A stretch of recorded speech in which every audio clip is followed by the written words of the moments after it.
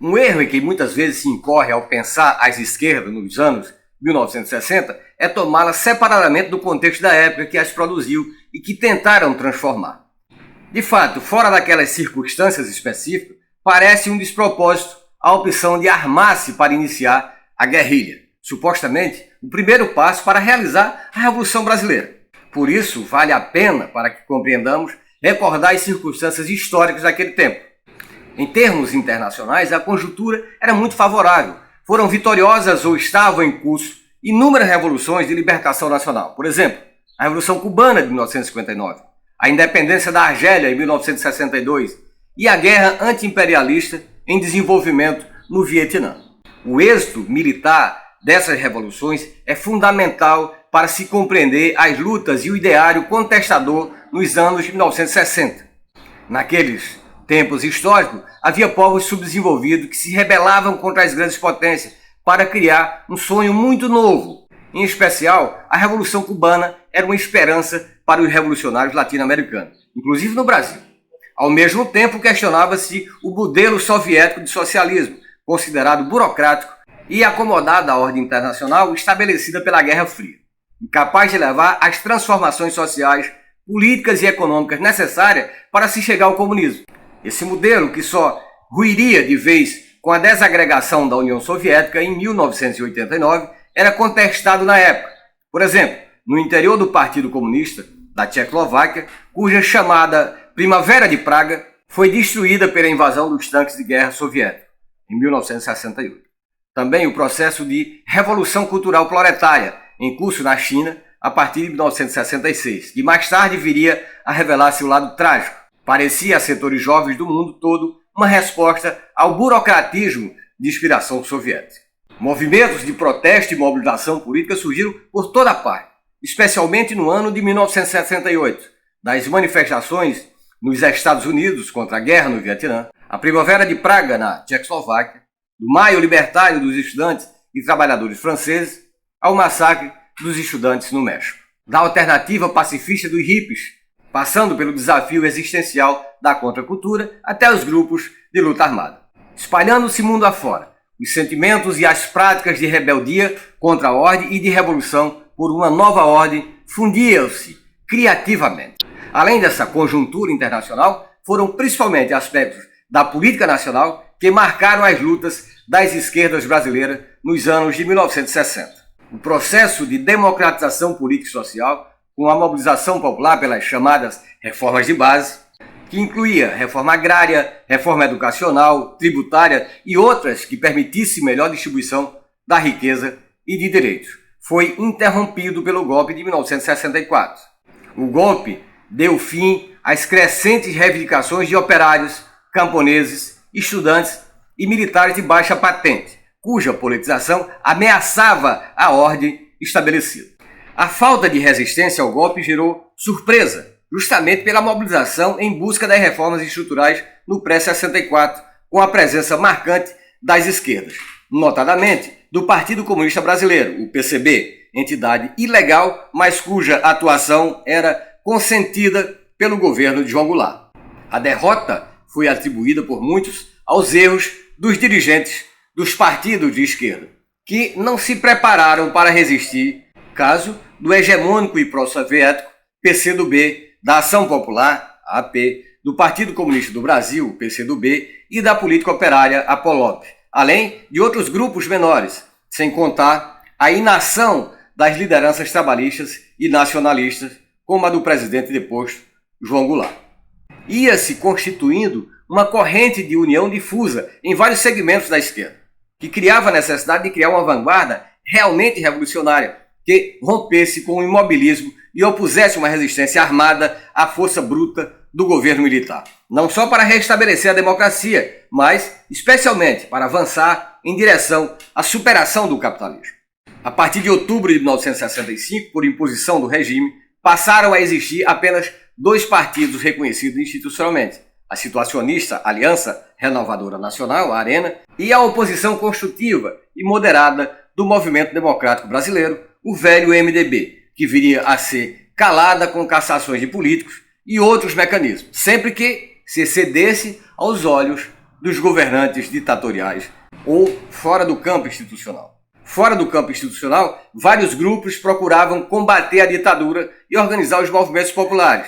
Da Ação Popular, a AP, nascida do cristianismo católico, depois convertida ao maoísmo, passando pelo moderado e cada vez mais dividido Partido Comunista Brasileiro, que apoiava o MDB e estava cindido pelo guevarismo de diversas dissidências, as quais valorizavam a necessidade de iniciar a revolução pela guerrilha rural, caso típico da Ação Libertadora Nacional, a ALN, e do Movimento Revolucionário 8 de Outubro, o MR8, que promoveram o sequestro do embaixador norte-americano.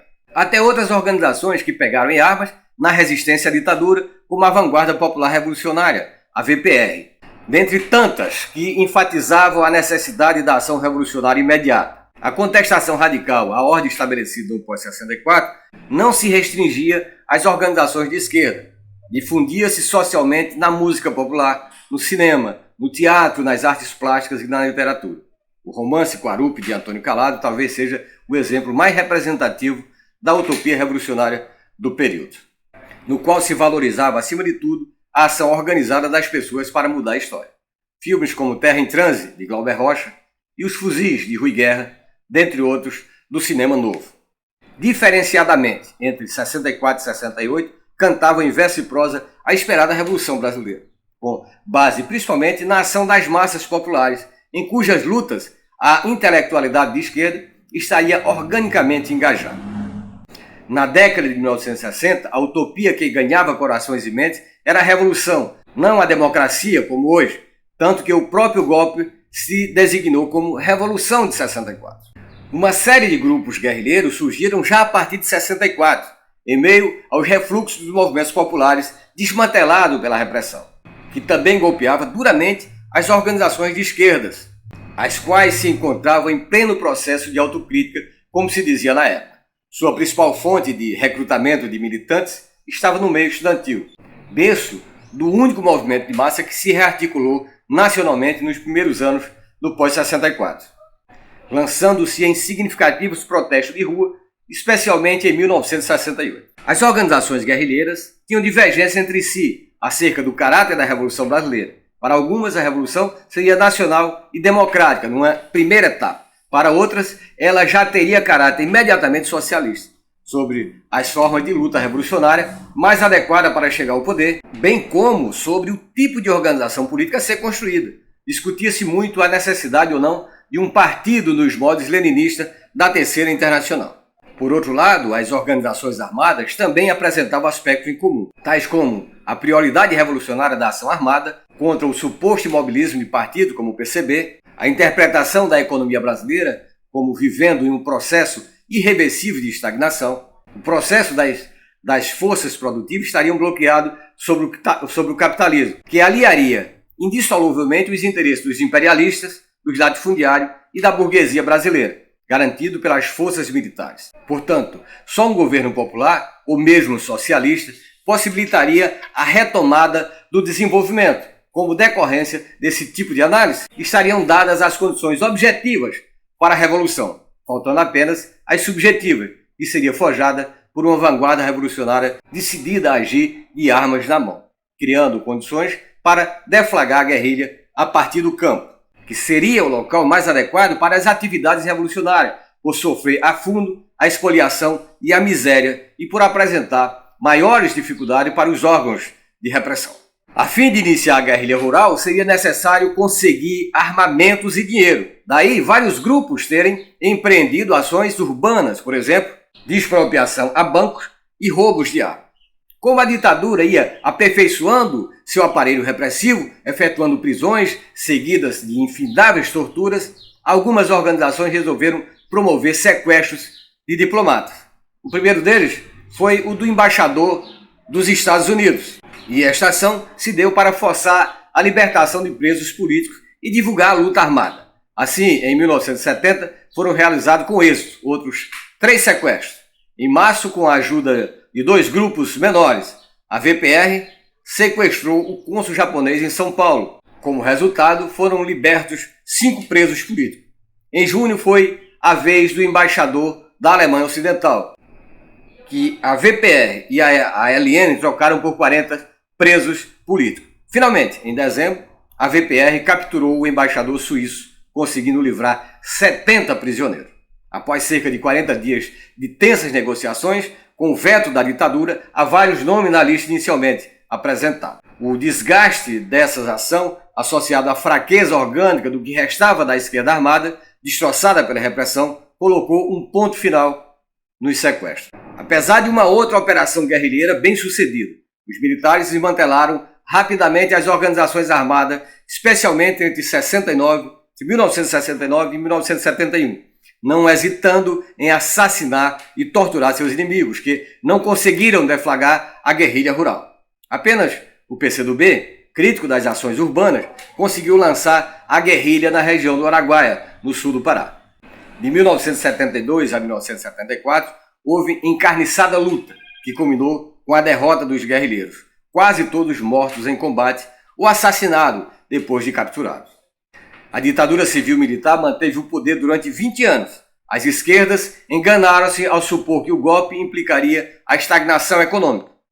Ao contrário, representando as classes dominantes e setores da classe média, os governos autoritários promoveram a chamada modernização conservadora. Houve crescimento rápido das forças produtivas, acompanhada da concentração de riqueza e do aumento da distância entre os mais ricos e os mais pobres, bem como do cerceamento às liberdades democráticas. O regime militar buscava sua legitimação política com base nos êxitos econômicos, sustentados por maciços empréstimos internacionais, geradores da imensa dívida externa na qual estamos atolados até os dias atuais. O ano de 1969, quando ocorre o sequestro do embaixador norte-americano, teve início sob o signo da repressão.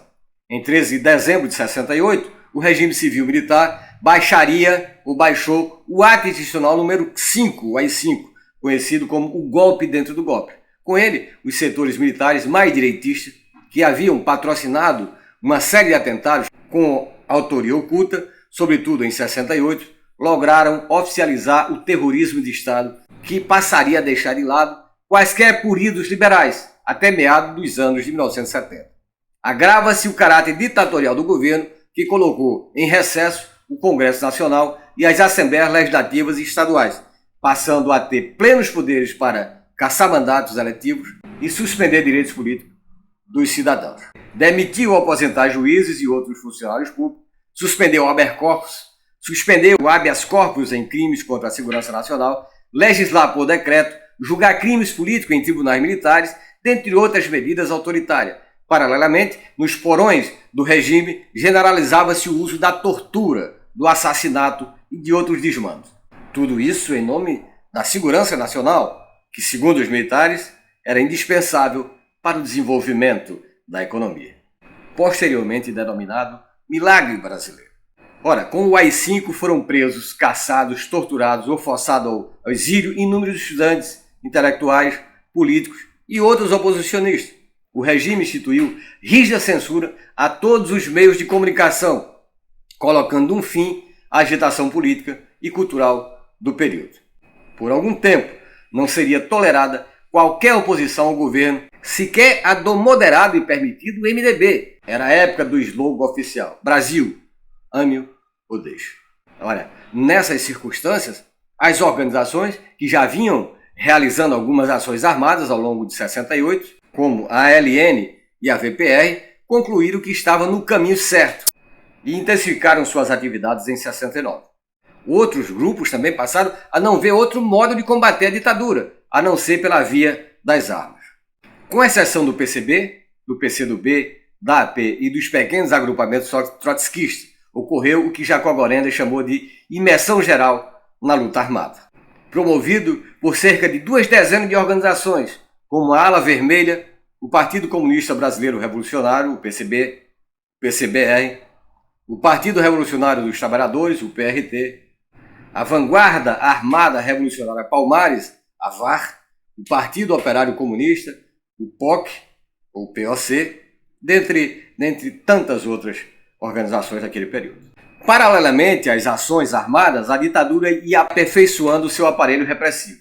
Além dos já existentes departamentos estaduais de ordem política e social, os DEOPS, criado em junho de 69, extraoficialmente, a Operação Bandeirante, a OBAN, organismo especializado no combate à subversão por todos os meios, inclusive a tortura sistemática. Em setembro de 1970, a OBAN integrou-se ao organismo oficial recém-criado pelo Exército, conhecido como DOI-CODE, ou Destacamentos de Operações de Informações, Centro de Operações de Defesa Interna. A Marinha tinha seu próprio órgão de inteligência e repressão, o Centro de Informações da Marinha, na sigla CENIMAR, correspondente ao Centro de Informações e Segurança da Aeronáutica, o CISA, e ao Centro de Informações do Exército, o CIE. Em agosto de 1969, o presidente general Costa e Silva sofreu uma trombose, da qual viria a morrer, e precisou ser afastado da presidência. A ditadura estava diante de novo impasse: dar ou não posse ao vice, Pedro Aleixo, moderado e civil. Com o Congresso ainda fechado, e só reabriria depois de devidamente expurgado para eleger o presidente Médici, que governaria a partir de 70, nos piores tempos da repressão. Os militares resolveram que Costa e Silva seria substituído por uma junta composta pelos 3 ministros militares que estavam em exercício naquele período: Lira Tavares, Augusto Radamec, Grenwild e Márcio de Souza e Melo. Enquanto isso, intensificavam as prisões e torturas de militantes da esquerda. Bem, o quadro era esse. Quando a direção do MR8, uma nova sigla assumida pela então Dissidência Estudantil do PCB na Guanabara, a DEI-GB, que lideraram os concorridos protestos e passeata de 68 no Rio de Janeiro, resolveu sequestrar o embaixador estadunidense para denunciar publicamente a ditadura e libertar presos políticos. Pediu e recebeu ajuda da LN Paulista, grupo com mais experiência militar. E em 4 de setembro, data escolhida a dedo, em plena Semana da Pátria, o embaixador foi sequestrado por um comando composto por Virgílio Gomes da Silva, o Jonas, comandante da operação, Manuel Cirilo de Oliveira, Paulo de Tarsos Venceslau, todos da LN, além dos membros do MR8, Franklin Martins, que foi o idealizador do sequestro e autor da carta manifesto divulgada pelos guerrilheiros, Cláudio Torres, Cid Benjamin, João Lopes Salgado, Sérgio Torres, Sebastião Rios e Vera Silva Magalhães. Os integrantes da operação, com exceção de Paulo de Tarso, Sérgio Torres, Sebastião Rios e Vera Silva Magalhães, ficaram escondidos com o embaixador numa casa da rua Barão de Petrópolis, no bairro do Rio Comprido, onde também estava Fernando Gabeira, jornalista ligado ao segundo escalão do MR8, que ia alugar a casa, e Joaquim Câmara Ferreira, o Toledo, principal dirigente da LN depois de Carlos Marighella. Pressionada pelo governo estadunidense, a junta militar liberou 15 prisioneiros políticos que receberiam a pena de banimento do território nacional. Em troca, o embaixador foi solto em 7 de setembro de 1969. Imediatamente, o regime colocou em vigor nova Lei de Segurança Nacional, ainda mais dura. Também impôs uma Constituição em outubro que emendava a de 67, legalizando as arbitrariedades da ditadura. A maioria dos integrantes do sequestro foi presa em seguida, passando por suplícios inimagináveis nas mãos dos torturadores. Numa emboscada em São Paulo, em novembro de 69, foi assassinado Carlos Marighella, o principal líder da guerrilha, depois de ter rompido com o Partido Comunista, pelo qual havia sido deputado constituinte em 1946. Foi aí o início do fim da esquerda armada. Fechava-se tragicamente para os guerrilheiros o ano em que o país mergulhou nas trevas dos obscurantismos políticos, cuja sobrevivência seria garantida nos anos seguintes pela força e pelo milagre econômico, diz o professor Marcelo Ridente. E também acrescento eu, pela dominação ideológica exercida pelos meios de comunicação da época, jornais, revistas, televisão e outros.